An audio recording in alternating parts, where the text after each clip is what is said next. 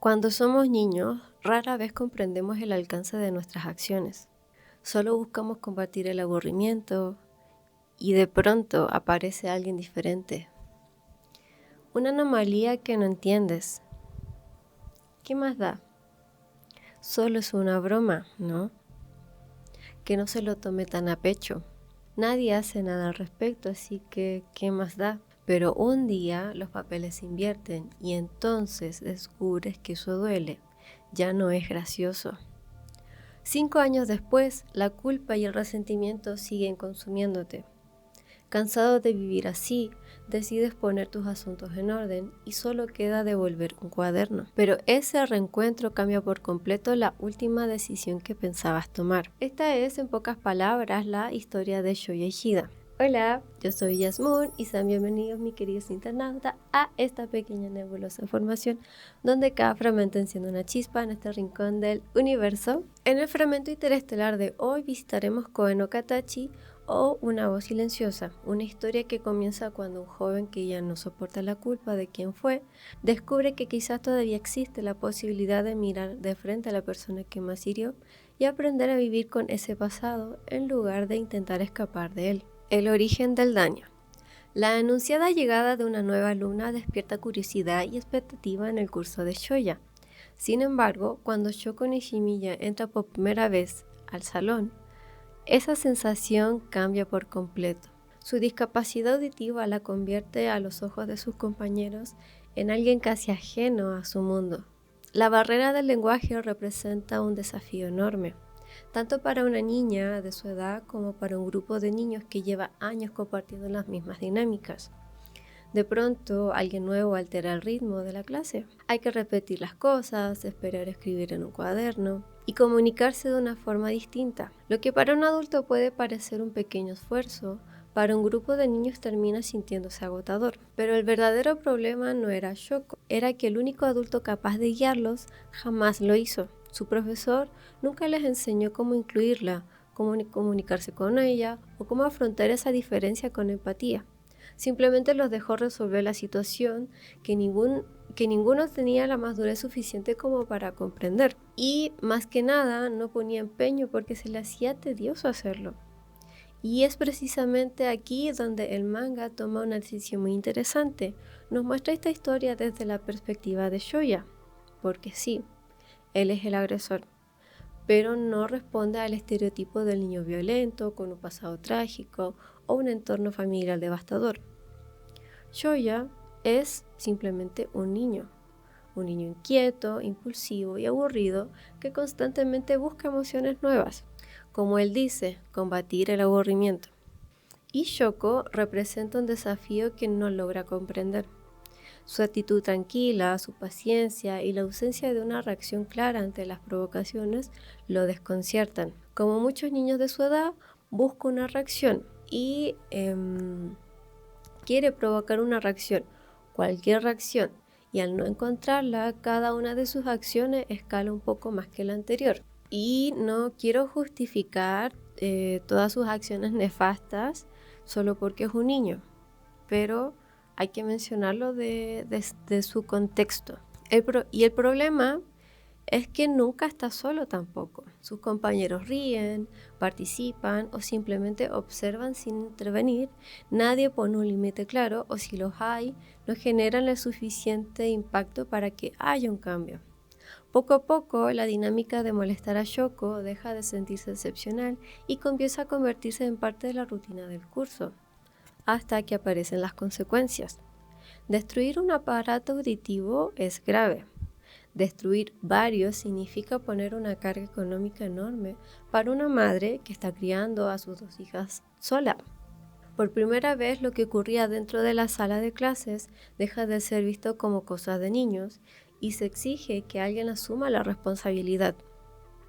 Y entonces sucede un cambio drástico.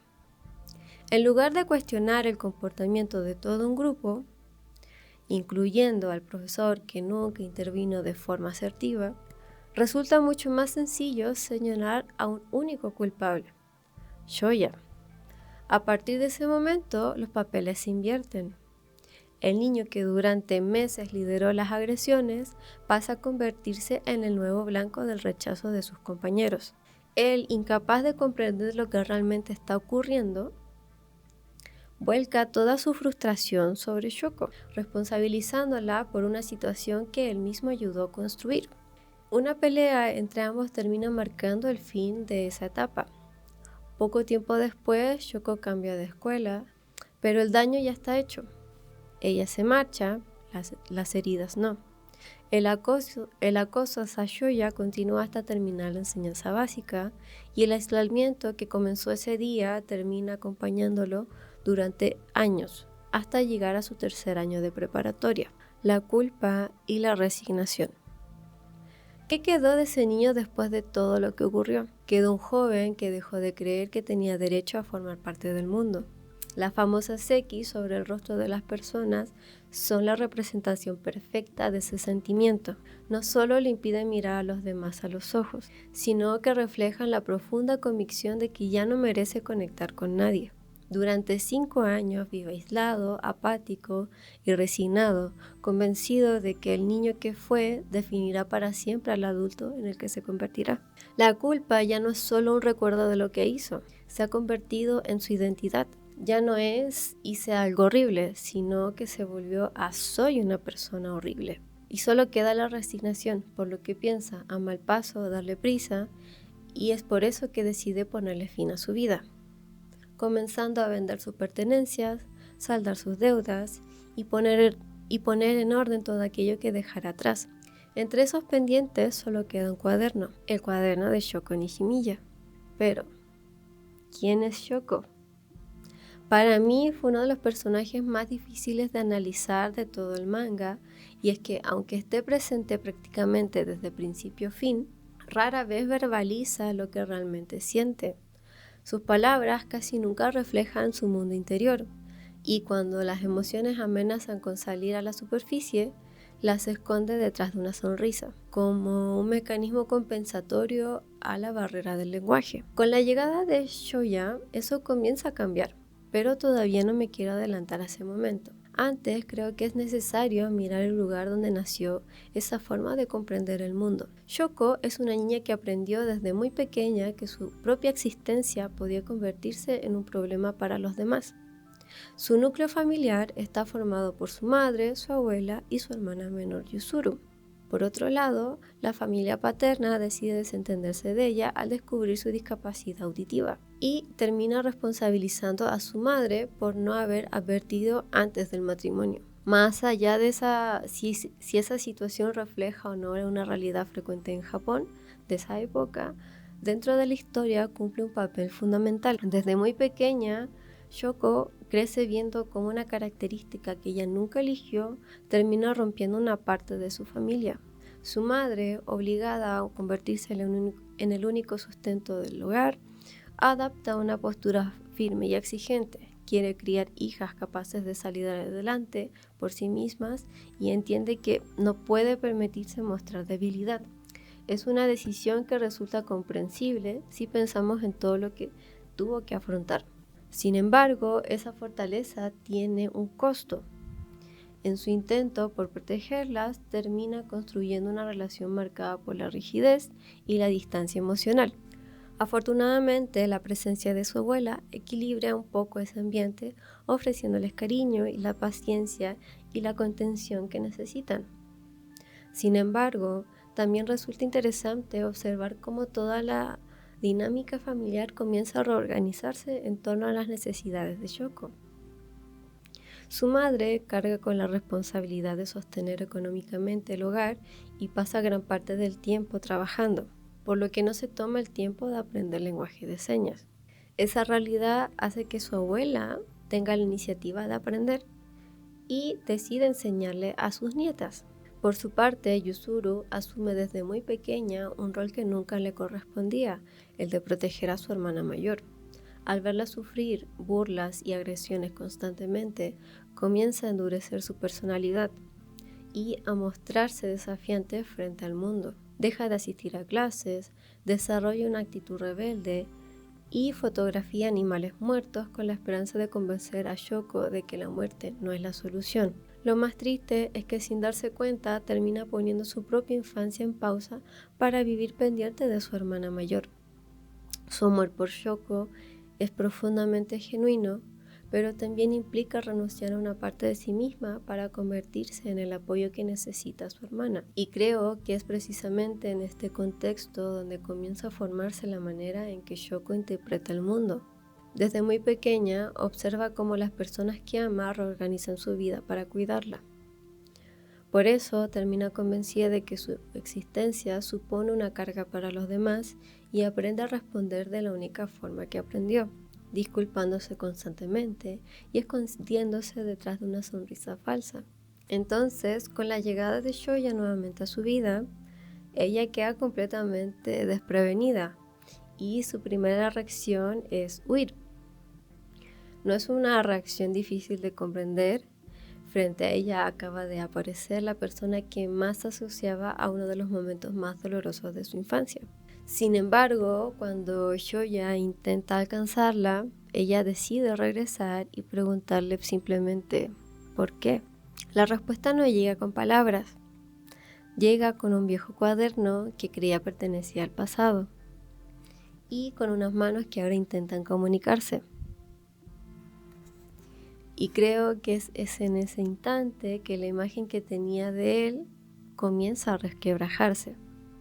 Para alguien que había pasado toda su vida esforzándose por adaptarse al mundo de los demás, descubrir que alguien había decidido acercarse al suyo debió ser un gesto inmensamente significativo para ella. Shoya, por primera vez en mucho tiempo, expresa lo que siente realmente. Cuando eran niños, nunca hizo el esfuerzo por comprender el mundo de Shoko. Esperaba que fuera ella quien se adaptara al suyo. Ahora, él es quien aprende su idioma para poder comunicarse con ella. Es un gesto silencioso, pero también una prueba de que ya no es el mismo niño. Y aquí hay un detalle que me ha dado vueltas. Si Shoya realmente había tomado esa decisión de morir, ¿por qué aprende el lenguaje de señas? Aprender un idioma requiere tiempo, dedicación y una intención. Cuesta creer que alguien completamente resignado invierta tanto esfuerzo únicamente para despedirse. Por eso me gusta pensar que dentro de Shoya convivían diferentes convicciones que se contradicen. Una le repetía que ya no merecía seguir viviendo, pero que aún no ha sufrido lo suficiente como para merecer morir. Pero el otro, mucho más pequeño, que es que todavía anhela reparar todo aquello que destruyó. Y quizás esa sea la razón por la que en lugar de pedir perdón, termina preguntándole a Shoko si pueden ser amigos. Porque pedir perdón solo mira hacia el pasado. En cambio, pedir una amistad significa atreverse a imaginar que todavía puede existir un futuro. Desde este punto de partida, ambos comienzan a cambiar. Pero no será un camino sencillo. Tanto para Shoya como Shoko cargan con una profunda culpa y una imagen desvalorizada de sí mismos. Aunque nacen de experiencias distintas, ambas heridas les impiden expresar con claridad lo que verdaderamente sienten y aceptar que también merecen recibir algo de los demás. Y creo que eso es lo más frustrante de la historia. Pero se entiende que exista esta barrera comunicacional y emocional. Reconstrucción imperfecta de un vínculo roto. Aunque Shoya ha decidido seguir viviendo, todavía lo hace desde un sentido de deuda hacia Shoko. Sabe que por más que lo intente, nunca podrá devolver los años escolares que debieron haber sido felices. Y tiene razón, hay daños que simplemente no pueden deshacerse. Pero si no puede recuperar ese pasado, quizás todavía pueda ayudarla a construir un presente distinto. Y es precisamente aquí donde Yoshitaka Oima, que es su mangaka, comienza a desafiar a sus protagonistas. Cada personaje que incorpora no solo amplía el elenco, sino que obliga a Shoyo y a Shoko a enfrentarse a una parte distinta de sí mismos. Y creo que Oima lo hace de una manera bastante medida al principio, pero después un poco más abrupto. La primera persona que llega a la vida de Shoya es Tomohiro Nagatsuka. Hay que recordar que en este momento Shoya está convencido de que no merece ni tiene derecho a tener amigos. De hecho, no sabe qué posición tiene frente a Shoko. y se le hace difícil también preguntarle directamente. Sin embargo, cuando se encuentra con Nagatsuka siendo intimidado por otro estudiante, decide hacer algo que durante años había sido incapaz de hacer: dejar de apartar la mirada. Impulsado por el deseo de cambiar, interviene para defenderlo. Y Nagatsuka, sin darle demasiadas vueltas, decide que desde ese momento serán amigos. Así de simple. Para alguien que ha pasado años aislado, convencido de que debe mantenerse lejos de los demás, esa espontaneidad resulta casi incomprensible. Por eso, Shoya comienza a preguntarse: ¿qué significa realmente ser un amigo? Y creo que nadie responde mejor a esa pregunta que el propio Nagatsuka, cuando dice: la amistad va más allá de las palabras y la razón. Parece una frase sencilla, incluso algo ingenua, pero termina definiendo gran parte de esta obra. Hasta ese momento, Shoya entiende las relaciones desde una lógica de deuda. Cree que si realiza acciones suficientemente buenas, quizás algún día podrá compensar todo el daño que causó y ganarse el derecho a permanecer junto a otras personas. Nagatsuka, en cambio, introduce una forma completamente distinta de relacionarse.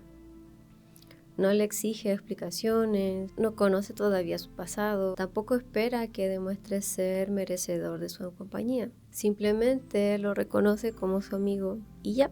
Nagatsuka se convierte así en el primer vínculo de Shoya que no nace de la culpa, del arrepentimiento, ni de una historia compartida de dolor. Es alguien que lo conoce por quien es en el presente y que le ofrece su amistad sin condiciones previas. Le entrega una pequeña base desde la cual comenzar a construir la confianza que había perdido en sí mismo.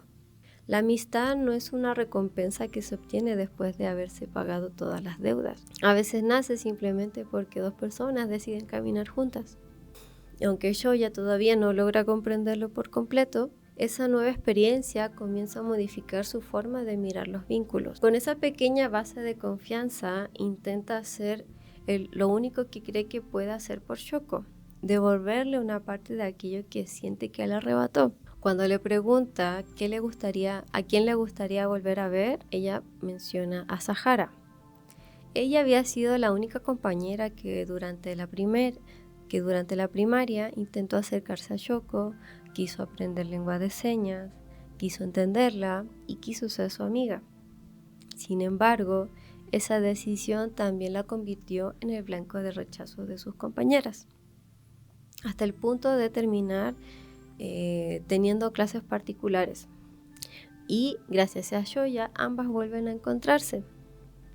Y aquí me parece importante hacer una distinción.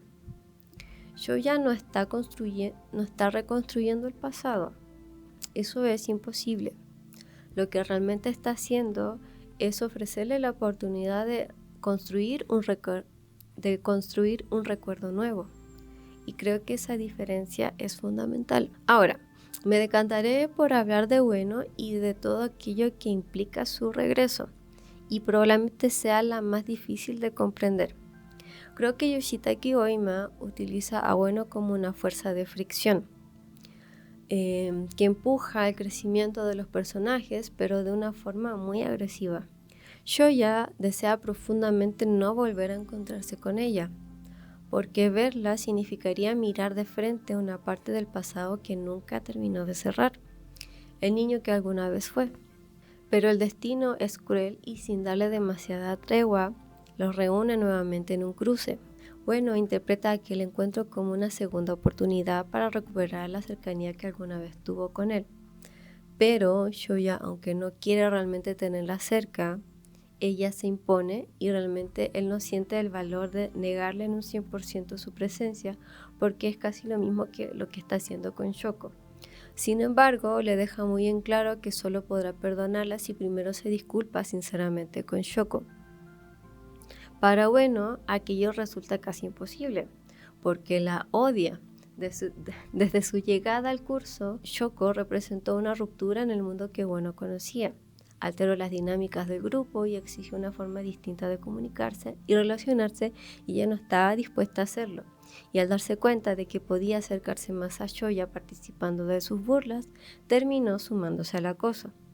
Cuando los papeles se invierten y Shoya se convierte en el nuevo blanco del grupo, bueno, vuelve a obedecer esa misma lógica colectiva. Aunque le pesa verlo aislado, no es capaz de desafiar abiertamente al resto. Y al igual que Shoya, durante la infancia termina responsabilizando a Shoko por la distancia que se creó entre ellos, en vez de cuestionar lo que realmente provocaron. A pesar de ser uno de los personajes que más conflicto introduce, creo que bueno, es fundamental para que la historia avance. Es impulsiva, de carácter fuerte y extremadamente frontal. A diferencia de Shoko, jamás oculta lo que le molesta. Sin embargo, esta impulsividad se podría confundir con sinceridad, porque no expresa realmente lo que siente, expresa la intensidad con la que siente. Y esa diferencia es importante. Cada vez que intenta hablar, la rabia termina envolviendo aquello que verdaderamente quiere comunicar. Sus emociones son genuinas, pero la manera en que las expresa las deforma hasta convertirlas en agresión. Existe un momento clave en su relación con Shoko, el reencuentro en la rueda de la fortuna. A simple vista, este encuentro parece una conversación en la que únicamente descarga todo su odio. Sin embargo, cuanto más la analizaba, más sentía que había algo distinto detrás de sus palabras. Tengo la impresión de que lo que realmente desespera a no es solamente el hecho de que la haya separado y distanciado de Shoya, sino que la percibe como una rival, pero como una rival indigna. Lo paradójico es que Shoko nunca está compitiendo, solo intenta sobrevivir. Y creo que esa diferencia vuelve todavía más frustrante su relación, porque espera encontrarse con alguien que le responda, que se defienda, que le devuelva el golpe, que exprese al menos lo mismo, que al menos exprese el mismo resentimiento que ella siente. Pero Shoko nunca entra en ese juego. En lugar de responder con rabia, responde con comprensión. En lugar de devolverle el daño, se culpa a sí misma. Y eso parece sacarla completamente de sus casillas. Y aquí parece una contradicción que me parece fascinante. Mientras Shoko intenta ocultar su dolor detrás de una sonrisa, lo esconde detrás de la agresividad. Ambas son incapaces de mostrarse vulnerables. Solo eligieron máscaras distintas. Y quizás por eso nunca consiguen entenderse. Pero al mismo tiempo creo que es precisamente la razón por la que es un personaje importante dentro de la obra.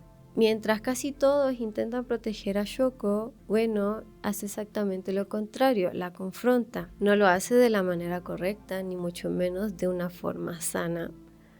Sin embargo, aquella confrontación abre una grieta que obliga a Shoko a enfrentarse a emociones que llevaba años escondiendo detrás de una sonrisa. Es entonces cuando se atreve a entregarle una carta y en ella le agradece a por ser una de las pocas personas que la mira sin lástima y le muestra abiertamente lo que siente. Para ella, que está acostumbrada a que los demás disimulen su incomodidad o la protejan excesivamente, aquella franqueza puede sentirse extrañamente liberadora. Pero justamente por esa carta provoca una reacción tan agresiva en Ueno, sumado a la hospitalización que tiene Shoya, que después hablaré de ese suceso. No quiere que Shoko convierta su hostilidad en algo positivo. Ella intenta decirle: te odio, me incomodas, no quiero fingir que nos entendemos. Sin embargo, Shoko responde agradeciéndole por ser sincera. Desde esa perspectiva, es como si incluso su rechazo hubiese sido absorbido por la amabilidad de Shoko y devuelto transformado en gratitud. Al final, poco a poco esa rivalidad comienza a dejar de importar y comienzan a expresar lo que sienten y a sostener sus propios vínculos. Y quizás nunca lleguen a comprenderse por completo ni a ser las mejores amigas, pero creo que su relación y la interacción que tuvieron las llevó a poco a dejar de esconder aquello que realmente las hacía vulnerables. Y aunque podría quedarme muchísimo más tiempo hablando de ellas, lo importante para el recorrido de Choya es que reencontrarse con Ueno le demuestra algo que todavía no estaba preparado para aceptar. Recuperar a las personas de su pasado también significa recuperar los conflictos que quedaron pendientes con ellas, cuando la burbuja se rompe. Hasta este momento, yo ya he conseguido construir un pequeño grupo de amigos que se une con un objetivo en común, que es participar en un concurso de películas con un premio monetario. Y con este objetivo en común se va acercando poco a poco a Shoko, comienza a reír, comparte tiempo con su nuevo vínculo de amigos. Por primera vez en años parece estar viviendo en el presente y sentirse en paz. Pero existe un problema. Ese presente todavía fue construido sobre un silencio. Mashiba y Nagatsuka son los únicos que desconocen completamente el pasado de Shoya. Y aunque él sabe que tarde o temprano deberá hablar de ello, todavía siente demasiado miedo y vergüenza para hacerlo. Es la propia película que Nagatsuka quiere filmar la que termina conduciendo al grupo hasta ese pasado. Una película sobre la cual habla de la amistad, que inevitablemente obliga a Shoya a regresar al lugar donde todo ocurrió. La visita a la escuela funciona como el primer aviso de que la tranquilidad de Shoya está llegando a su fin. Allí, Mashiba escucha por primera vez que Shoko fue víctima de acoso escolar por unos comentarios bastante nefastos de parte del profesor, pero no menciona directamente a Shoya como el principal culpable, sino más bien culpa a la familia por haberle inscrito en esa escuela en vez de una más especializada. Desde ese instante, Mashiba comienza a hacer preguntas. ¿Por qué ocurrió? ¿Quién fue? Y para Shoya, cada una de ellas golpea exactamente la culpa que lleva intentando esconder. Desesperado, busca a Kawai para asegurarse de que ella no haya contado nada aún. Pero ese intento por controlar el pasado termina provocando exactamente lo contrario. Kawai malinterpreta sus intenciones, se siente atacada y delante de todo el grupo revela aquello que Shoya que tanto temía que pasara. En ese momento la burbuja desaparece y hasta ahora que Shoya estaba medianamente aprendiendo a mirar a los demás, pero todavía no había aprendido a dejar que los demás lo miraran a él. Y recién aquí ocurre el verdadero punto de inflexión. Por primera vez, las personas que quiere conocen también aquello de lo que más se avergüenza. E incapaz de siquiera intentar explicarse, huye. Pero se encuentra con Ueno. Ella interpreta esa huida como una oportunidad para hacer algo que no fue capaz de haber hecho antes, que era ponerse del lado de él. A su manera, decide ayudarlo a enfrentar al grupo y le pide que vuelvan al puente donde se suelen reunir y, sin embargo, lo que debía convertirse en una conversación termina transformándose en el momento en que todas las heridas del grupo salen a la superficie. Todos hablan y se atacan, pero nadie escucha realmente, porque cada uno responde desde aquello que todavía no ha conseguido sanar. Y Shoya, completamente desbordado por la culpa, termina descargando su frustración sobre todos ellos.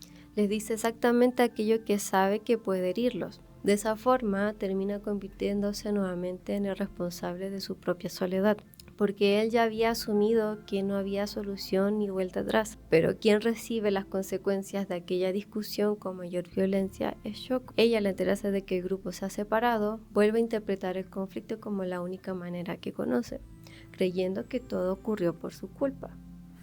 Shoya tampoco es capaz de hablar con ella directamente y solo decide evadir.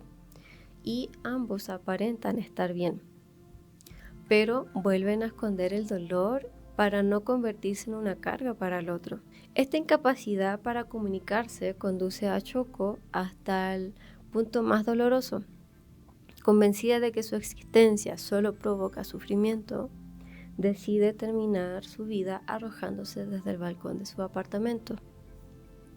Shoya alcanza a sujetarla y consigue salvarla, pero mientras intenta subirla pierde el equilibrio y cae al vacío. Queda gravemente herido y permanece hospitalizado en estado de coma. Shoko, devastada por lo ocurrido, vuelve a sentirse responsable. Sin embargo, esta vez su culpa comienza a transformarse en acción. Decide retomar la película que Nagatsuka había comenzado y busca a cada uno de sus amigos para reunirnos nuevamente al grupo. Esto con el fin y la esperanza de poder hacer algo por Shoya una vez que despierte. Al principio parece que intenta hacerlo únicamente por Shoya, pero en el proceso también comienza a hacer algo que nunca había podido hacer. Acercarse a los demás por voluntad propia, expresar lo que desea y participar activamente en la vida que había pensado abandonar. Mientras Shoya permanece inconsciente, ambos comparten un sueño. Es una realidad donde nunca existió el bullying, donde ambos pudieron acercarse como simplemente niños y debo admitir que entiendo perfectamente ese anhelo. Pero al mismo tiempo creo que ese sueño también encierra una tristeza enorme, porque no es una realidad que ellos hayan perdido por culpa propia. Es una infancia que les fue arrebatada por adultos que debían protegerlos. Un profesor que nunca intervino apropiadamente, una escuela que jamás se preparó para incluir a una niña con esa discapacidad. Adultos que no supieron orientar, contener, ni enseñar a un grupo de niños que todavía estaba aprendiendo a relacionarse. Tal vez por eso ese mundo solo pudo existir en ese sueño. Shoko al despertar lo hace llorando y se dirige al puente, el lugar donde tantas veces se intentaron comunicar, pero sin haberlo conseguido por completo. Al mismo tiempo, Shoya despierta en el hospital. Es como si todavía existiera como una conexión mágica. Siente que debe ir a buscarla en ese momento y con el cuerpo debilitado camina hasta el puente. Y allí finalmente vuelve a encontrarse con ella. Por primera vez ambos hablan con verdadera sinceridad. Se piden perdón. Y aunque incluso en esta conversación todavía hablan desde la culpa, Shoko sigue pensando que destruyó la vida de Shoya. Y mientras él continúa creyendo que no tiene derecho a formar parte de la vida de ella. Pero esta vez no escapan, se escuchan y terminan comprendiendo que ninguno puede borrar el dolor del otro ni vivir en su lugar. Lo único que pueden hacer es continuar avanzando juntos. Shoya reconoce que Shoko fue quien le devolvió las ganas de vivir y Shoko comprende que su presencia también ha impulsado a Shoya a convertirse en alguien diferente. No se salvan mutuamente de una vez y para siempre, pero sí se ofrecen una razón para seguir intentándolo. Sin embargo, todavía queda pendiente el último paso de Shoya, volver a enfrentarse a sus amigos. El reencuentro está cargado de ansiedad porque ahora todos conocen tanto la persona que intentaba convertirse como el niño que fue. Y ya no puede controlar la imagen que tienen de él. Solo puede presentarse ante ellos tal como es. Aún así, sus amigos lo reciben con los brazos abiertos, porque saben perfectamente quién es Shoya actualmente. No lo juzgan por quién fue, sino por quién es hoy, y porque sus acciones representan los valores de quien es. Y aunque todavía existan ciertas incomodidades, resentimientos y heridas sin resolver, ya no necesitan fingir que no están ahí para poder permanecer juntos. Y entonces Shoya comprende que lo único que faltaba no era que los demás lo perdonaran, era que él se permitiera volver a mirarlos. Cuando finalmente levanta la mirada, las cruces que cubrían los rostros de quienes lo rodeaban comienzan a caer. Por fin decide escuchar el mundo sin cerrarse a él. Koe no Katachi no concluye con todos completamente sanados. Concluye con un grupo de personas imperfectas que, aún después de haberse herido, eligen volver a hablarse. Porque hacer las paces no significa borrar lo ocurrido, significa decidir que el dolor no tendrá la última palabra. Para mí, terminar Koe no Katachi significó mirar los conflictos desde una perspectiva distinta, porque durante gran parte de la historia existe una barrera evidente. Shoko tiene una discapacidad auditiva y necesita del lenguaje de señas para comunicarse. Pero mientras avanzaba en la historia, empecé a preguntarme, ¿realmente es esa la barrera que separa a los personajes? Porque todos los demás pueden hablar y aún así constantemente fracasan intentando decir lo que realmente sienten. Shoya no sabe cómo expresar la culpa y la vergüenza que llevaba años cargando. Shoko esconde su dolor detrás de una sonrisa porque teme convertirse en una carga. Ueno esconde su vulnerabilidad en la rabia y agresividad. Todos tienen una voz, pero no significa que sepan cómo utilizarla. Y creo que ahí entendí un poco mejor el significado de una voz silenciosa. A veces la distancia entre dos personas no está en las palabras que puedan o no pronunciar. Está en todo aquello que sentimos y no sabemos cómo comunicar. Incluso compartiendo el mismo idioma podemos ser completamente incapaces de comprender. Y quizás por eso esta historia terminó cambiando un poco mi manera de entender los conflictos. Me hizo aceptar que dos personas pueden seguir formando parte de la vida del otro, aun cuando existan diferencias, heridas o incluso cierta incompatibilidad entre ellas. Porque comprender a alguien no significa necesariamente pensar como esa persona. A veces significa aprender a escucharla, incluso cuando nunca vamos a mirar el mundo de la misma manera. Y como último pensamiento que tengo y olvidé decirlo en cámara, es que sí, me quedé con una pequeña espina en mi corazón. La historia deja entrever sentimientos románticos entre Shoko y Shoya, pero decide no desarrollarlos del todo. Como alguien que disfruta profundamente las historias de amor, confieso que me habría encantado ver un poco más, alguito más que solo que se pusieran nerviosos al verse. Alguito más, pero no. Aunque siendo justa con la obra, también entiendo que nunca quiso hablar de un romance en sí, pero esos sentimientos y atisbos de romance entre ambos también los llevó a cambiar. Así que entiendo por qué su mangaka no quiso cerrar la historia con ellos juntos al final, porque le restaría importancia al mensaje que quería mostrar, el cual era la dificultad que tienen las personas para comunicar sus sentimientos entre sí. Y por eso la historia no se centra tampoco en el acoso y la discapacidad. Y cuéntame, internauta, ¿qué te hizo sentir esta historia?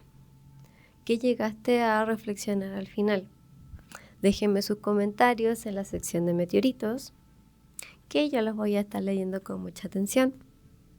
Gracias por quedarte hasta el final, mi querido internauta cósmico. De verdad que lo aprecio mucho. Creo que el video quedó muy largo. Y nos vemos en el próximo fragmento interestelar, aquí en la nebulosa Yasmón. Chao, chao.